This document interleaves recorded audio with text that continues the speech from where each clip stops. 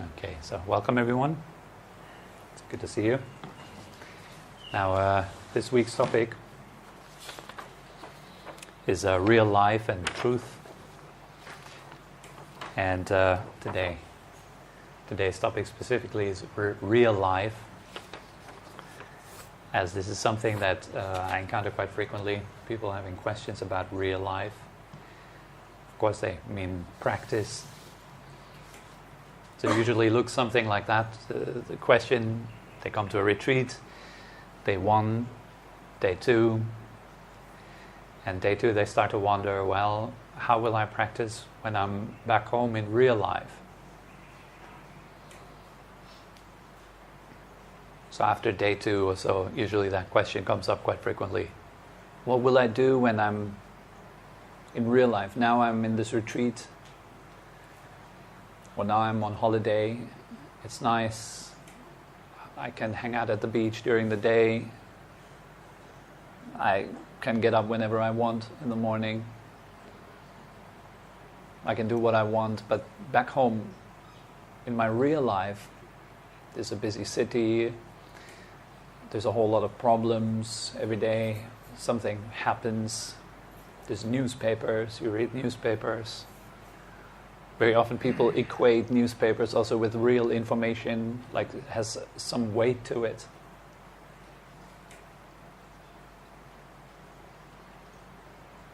Well, nowadays also the internet. It's been written in the internet, I've read it in the internet and so forth. And so there's some weight to these ideas. We take them as a reality. And so there's also this idea that practice is something that's supposed to happen later, and my job now is to make sure that it will happen later. So day 2 on the retreat, if I just worry hard enough of how I will practice in 2 days' time, then I'll be fine. And all that is, we are sacrificing, that moment we're sacrificing practice. It's precious time that you could have used to relax. You could have used to sort of let go of worry, maybe, of what to do later. Even as it's a retreat, it's a time of 4 days or 5 or 10 in which you don't have to worry about anything. Many times you're told at a retreat when you enter, then it's like, okay, you are here now for 4 days or 10 days, and that's that. If you want to worry, you can worry again after the retreat. When you're finished with the retreat. You can leave your baggage outside and you can pick it up after the retreat again. Now you're doing the retreat, it's this kind of time that you take off. Many people, they wait for a long time before they do this kind of retreat. They work their entire year and then they have a 2-week holiday, and then it's all about relaxing in this 2-week holidays. I want to get the most out of these 2 weeks. And yet when they have these 2 weeks, they worry about what they will do after those 2 weeks. And why do we do that? It's because we are so used to that. It's just such an automatic process in the mind to constantly kind of try to find ourselves tomorrow. Or to make sure that we will be there tomorrow, that we will practice tomorrow, that we will be safe and healthy tomorrow, and everything will be fine tomorrow. And my job right now is to make sure that this will be the case. That's why many people are very scared of death. Because then it's kind of like no tomorrow anymore. That's it. And then they have this realization that they lived their entire life for a tomorrow and it never came. And now they die. It's like, I haven't really lived. Of course we wouldn't say that or admit that to ourselves, but that's the base of that feeling. I haven't really lived. All I did was trying to prepare to live. Trying to make sure that I will live. And now it turns out it's all been this great game, and or it's like a dream, or it's just like a bubble. All that I have of life is just a memory now. It's just a thought in my head. A bunch of pictures in my mind. I haven't really been there. I haven't really been there participating in real life. So the big question is, where is real life? And for the mind, very often, real life appears as this kind of storyline. Real life means me coming from, going to, having done this and that, my name is this, I'm a male, I'm this and that amount of years old, I've done so many things and I plan. So we immediately go into the doing. The doing is always something that requires time to make sense. And so most people, when they think about my life, they think about the doings of their life, their activities, what they've done, what they have, their havings also, their possessions. Here's what I've accumulated. Here's what I have learned, like intellectual possessions. These are all like add-ons, like apps in a phone. Just a lot of add-ons. You have like a memory add-on. There's lots of nice memories and bad memories, and they're all there. Then you have an anticipation add-on about your future, what might happen, what could happen. Some people go into the negative there. They're constantly afraid and worried about their future playing out in a way against them. Some other people are constantly looking forward to something happening. I'm manifesting my future. I'm going to manifest the car. I'm going to manifest whatever. So they're constantly, say, looking forward to something else that's supposed to happen soon. So it's these states that we're constantly lost in. States of time, states of doing. And yeah, well, this could be considered real life. You could say, yes, my real life is my life story, the way I've experienced it, the way I'm about to experience it. That's real life. The story of my life.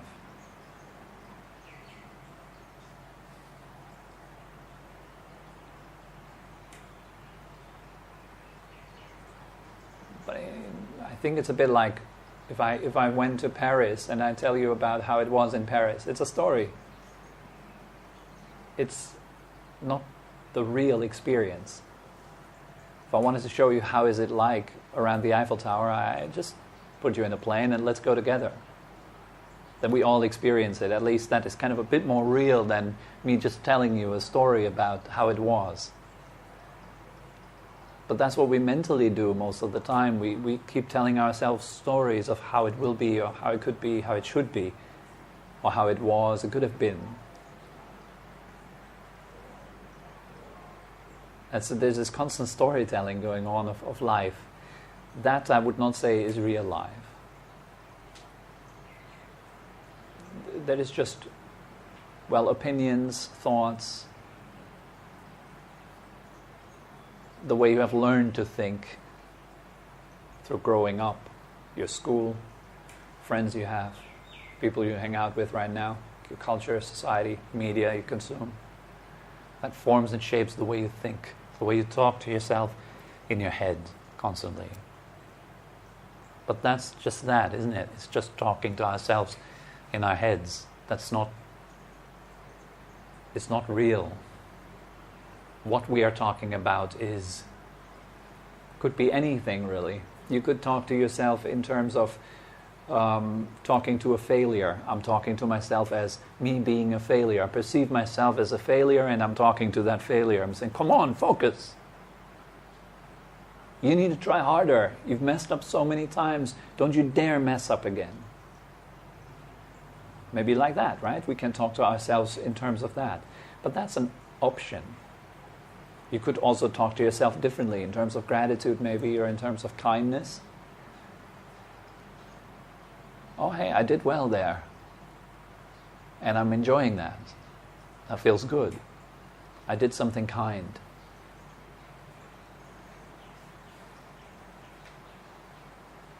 So the way you talk to yourself is obviously, this is interchangeable. You can talk to yourself in any way possible, right? You're not just limited to just one single way of talking to yourself. It's just that we have mostly learned to talk to ourselves in a very specific way. We have been taught of how to talk with ourselves by many, many things and many influences. And that's also then the way we talk to other people. And also the way you treat yourself, of course, also very likely the way you treat other people. The way you see yourself, in what kind of terminology you see yourself. Maybe you see yourself as, or you see things inside of yourself as winning and failing. And so your whole world is based on this kind of perception of winning, making it, or not making it. And everything is seen in terms of that. So is that real life? I think the only reality about that is that it's thinking. So when you catch yourself thinking, a truthful observing would be then, I'm thinking. But most of the time, we don't see it like that. We don't see that our thoughts are just thoughts. We see them as a very heavy reality. In fact, even like as if we were the one who thinks. Totally lost within a thought stream. Most people don't even question that there is a voice in their head and that it might not be them, but just a voice in their heads. They feel like they are the one talking. And it's very much like if I would ask you right now to look at your own eyes, you can't see them. It's impossible. You cannot see your own eyes. You can try to look really hard, but you won't see your own eyes because that's where you're looking from. The same way, if you are the thinker, you cannot see your thoughts because you are the thinker. That's where you're looking from. So if you think in terms of, real life, my real life, well, now I'm on the retreat and it's quite a bubble and it's not actually my real life. In real life, I'm in the office, I'm challenged. And when I come back home, then I will be challenged. That will be real life. But now it's kind of like an exception. I'm doing well right now. I can relax, I have time. This is not real life. This is kind of fake life. I'm happy, so it must be fake. I have time, it's kind of unusual. I have all the time in the world to do whatever I want. It's not how life is really supposed to be. Life is really supposed to be tough and hard and challenging and gruesome, and it's a grind. That's what real life is. Very often, if you notice, people, when they talk about real life, they talk about it in terms of tough things. Real life is like war and starvation and inequality and all that kind of stuff. That's what's really going on in the world. Just turn on the TV, watch news, and you can see the world. That's what it really is. But again, that's just a perspective. The news offers you a certain perspective, coupled with a certain agenda as well. There's an agenda behind it creating a certain perspective. You look at that perspective. I want you to look at that perspective because I want you to feel and think and be conditioned in a certain way. It's like if I was a news anchor and I would give you some news about, what's your name? Ted. Yeah, give you some news about Ted today. Then you get my perspective on Ted. And depending on my agenda, I can give you a very good perspective on Ted. Then after, you will all like Ted. And that's my agenda. I want you all to like Ted. Because Ted has a great new product that he will sell you later. But first, you need to all like him. So let me do the job of making you guys like him. And so that's kind of my perspective with my agenda. And so I sit here and telling you all the good things about Ted. And so you will feel really nice about Ted. That's not because Ted is actually nice or bad. It's just you've been just conditioned. So you can't help but feel good about Ted when you leave the room. I like him already. Yeah, you see how it's working? It's just saying a few friendly words in combination with the word Ted. And so everyone looks at you now feeling a bit more soft about you, feeling nice about you. Yeah. This is how it works. And it's surprisingly simple to condition people's minds. It's very simple. Our mind is very easily conditioned. It means like whatever goes on around you, it has an impact on how you feel and what you think about immediately. That's not really freedom. That's conditioning. It's nothing bad. It's just the way it is. So when we think in terms of real life, is our thought really accurate, or is it just a thought? One thought amongst infinite thought possibilities. What I perceive truth or reality to be, is that really what truth is like, or is it just one of infinite amount of thoughts? Just I pick that one, I say, truth is that Ted is a nice guy. That's one possibility. And I pick that one. Serves me well, makes me happy, makes Ted happy. So it's kind of a relatively good choice. That can back that up with reason, because you have a nice smile. So I give a reason why that is nice. Similarly, you can back up anything. Reality is, and then you fill in the blank, because, and then you give a reason. And sometimes it's enough to just say something often enough, and people start to believe it. Very often done in politics. The famous politician, he says something over and over and over and over again. And in the beginning, there were these people who said, no, that's not true.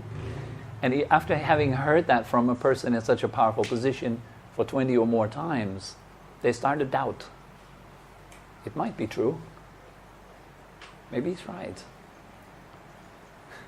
Our minds are super easily conditioned in that way. So what do you associate with real life? What is real life? Might it be just a thought that you have about real life? Well, real life is, and then you fill in the blank in your head. Is that what it is? So actually you can say whatever you think real life is, that's what it's not. As Ajahn Sumedho says very nicely, whatever you think you are, that's what you're not. Because it's just a thought. And that could be any thought. I'm a failure. Is that true? Or is it a thought? I'm successful. True or thought? Well, it is true that it is a thought, right? That's undeniable. Thinking. So we're encouraged to just simply look at the mind and see it for what it is. What does it do? Well, it just produces stuff. It has an output according to its input. It's that simple. The mind is nothing but a recording device. You put it in any room. Let's say you put your recording device in a room full of angry people, and then you listen back to it after 1 hour. What kind of things will you hear on that recording device? Well, angry things probably. Yeah, noise. You put it in a temple where people are meditating for an hour, play it back, there's nothing on it. It's just silence. So there's many different kind of ways that our mind is influenced and conditioned. So I'm mentioning that because it helps with the reflection. Is what I think that real life is really real life? Is it really that? Or is it just a thought that I have, or that I choose to believe in? And so when we practice meditation, we are encouraged to look into truth, into the way it is. And so what can you see? Well, you can see that there is a body. It's right here. But you can also see that there are feelings. It's undeniable. Feelings. Some of those feelings are pleasant, some are unpleasant, some are neutral. Also that is pretty undeniable. Now if I would go into what those feelings mean Here it becomes problematic already. Here we are straying off of truth. Now there is thinking. Many times when people meditate, they see colors. They relax a little bit, their mind goes into an open state and they start to see colors. And very often, when it was the first time they see these colors, they have a question after the meditation. They say, Tobi, I saw orange. What does that mean? Well, it's just color. That would be the truth. A light appears. Okay, a light appears. Period. You're not making anything out of it. As soon as we start fabricating things out of what we experience, we're already going into one of infinite options. So you go to that famous meditation teacher and you tell him, I see orange. And he says, oh, that means that your solar plexus chakra is slowly opening or something like that. And you're like, whoa, cool. And then you go to another teacher and he says, just forget it, it's just orange. And then you're disappointed. Oh, I thought it was my solar plexus chakra opening. And the teacher says, nah, it's not opening, forget it. You know? It's tightly closed. So you develop another view. Oh man, my solar plexus chakra is closed, but it should be open. So then you go to the next teacher and they say, how can I open my solar plexus chakra? And so it goes, yeah. And it goes from one to the next, to the next, to the next. And it's just an endless amount of story making. Endless amount of ideas, opinions, very often sold as the unshakable truth. Some people, they can tell you straight in your face with conviction, it's your solar plexus chakra. Trust me. I know. But how do they know?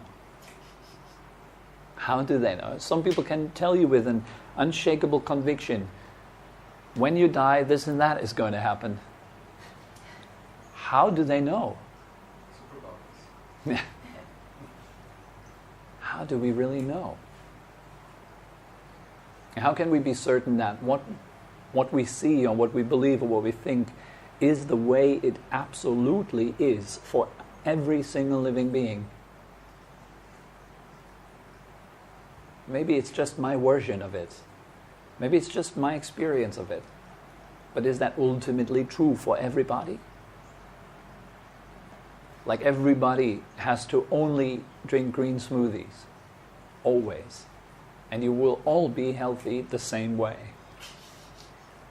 We're treating like everyone as if everyone had the same body, living in the same environment. Doesn't work, because we're all different. Our bodies are all different, this is kind of obvious. Our emotions are all different, it's also very obvious. Our thoughts, very different. Sure, there's some shared topics.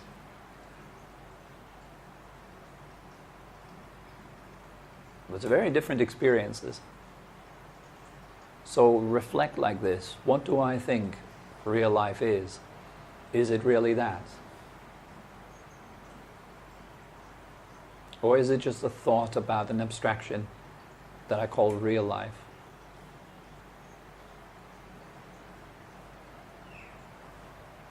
So I always encourage you guys to make it more simple. What is it that you experience right now? Well, if it is thinking, see it for that. Thinking. This is an actual advice also from the Buddha. When seeing, just see. When hearing, just hear. When smelling, just smell. When tasting, just taste. When feeling, just feel. When thinking, just know it's thinking.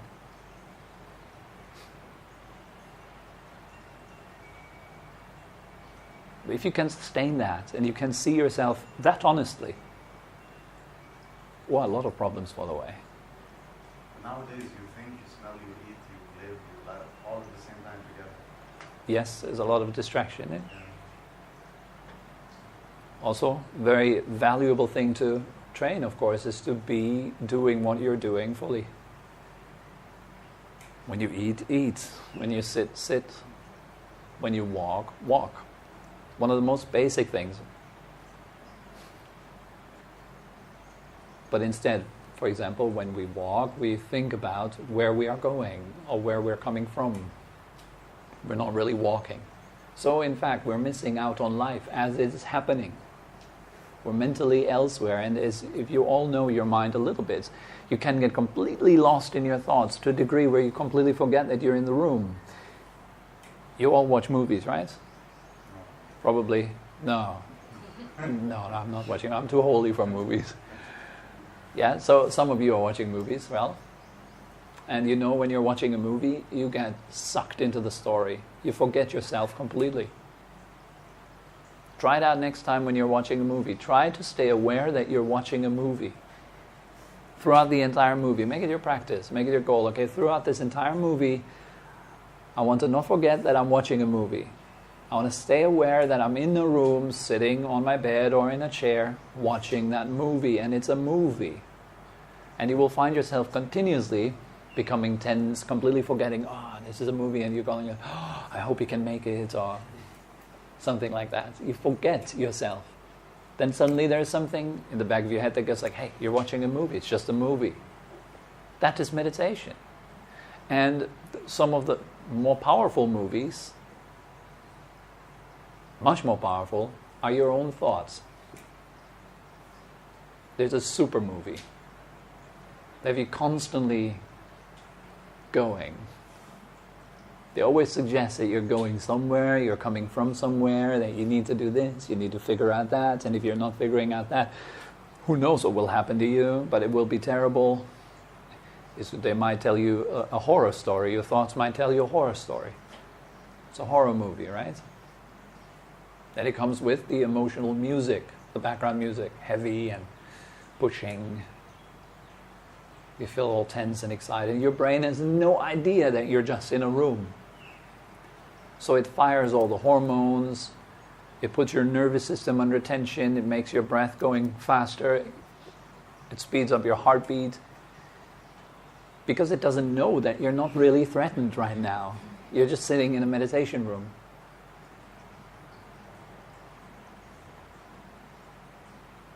You might be sitting there cross-legged, your eyes closed, even with a smile on your face, and contemplating horrible things that might happen to you in two weeks. When I go back home, oh God, maybe I should move to Phuket. That might be nice. I could train every day. I could just live a healthy lifestyle. Maybe I could open a business in Phuket. Why not? And you kind of go through this movie and completely forget that you're in the room, just sitting, practicing meditation. Right? You all know that.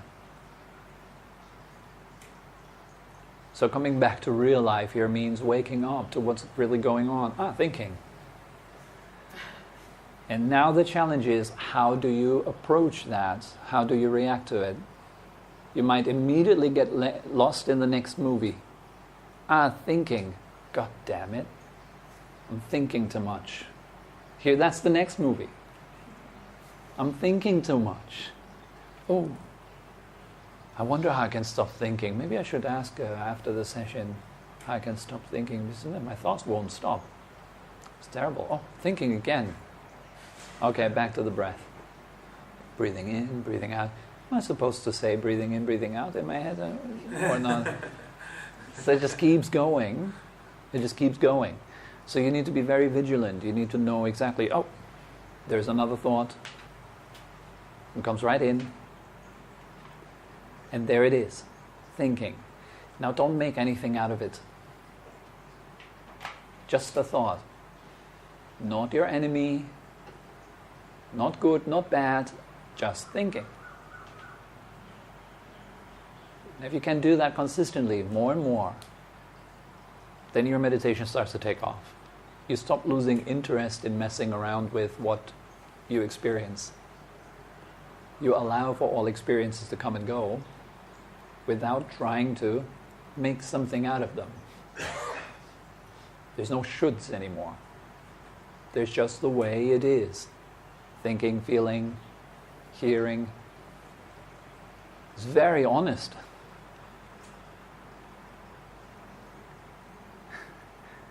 And the mind will always try to get you with stuff, you know. How much longer am I supposed to sit like this and then I will be enlightened? Maybe 3 more months? If I sit like this every day for 1 hour for 3 months, will I be done?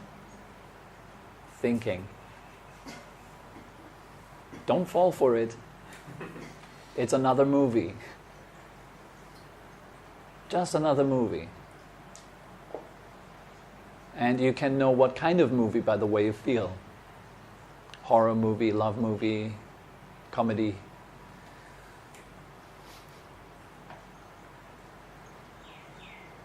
So that is one aspect of meditation practice. It's a very powerful one, and it's kind of the basic attitude that you have towards what is going on. We're seeing what is as it is, neither adding anything to it nor taking anything away from it.